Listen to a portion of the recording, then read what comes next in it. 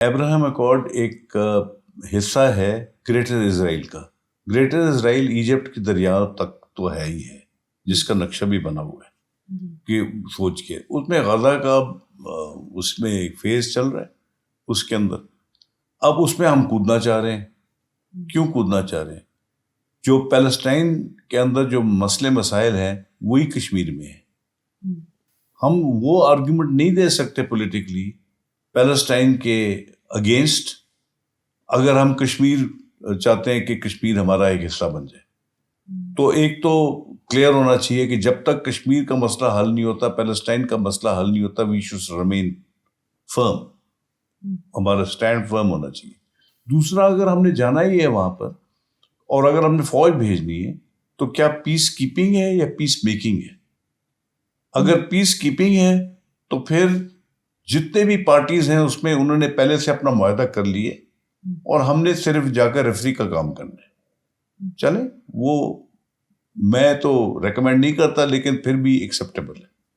لیکن پیس میکنگ اس کا مطلب ہے کہ آپ ساری پارٹیز کے اوپر زبردستی پیس کروائیں گے ان سے.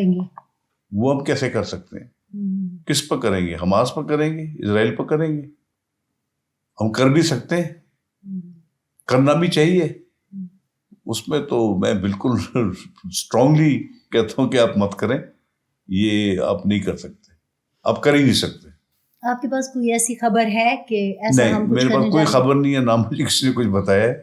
میں صرف وہ جو پریس ٹیسٹ میں لکھا ہوا ہے اس کے مطابق میں سمجھتا ہوں کہ ہمیں اس سے دور رہنا چاہیے. اس کا ہمارا اس پہ کوئی رول نہیں ہے.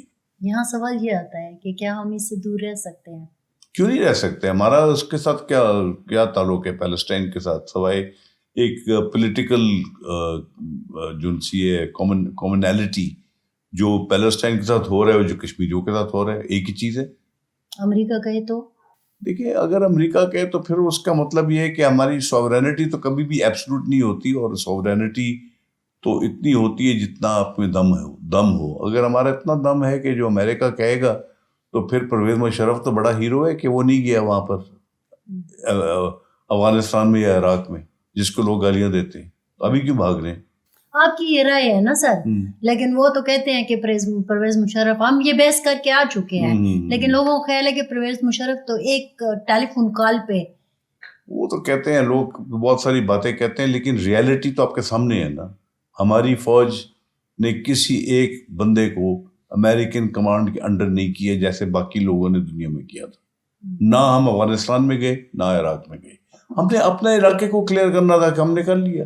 آپ نے اپنی زمین تو دی نا سر، آپ نے اپنی بیسز تو دی نا. ہم نے کوئی زمین نہیں دی اور نہ بیسز دیے.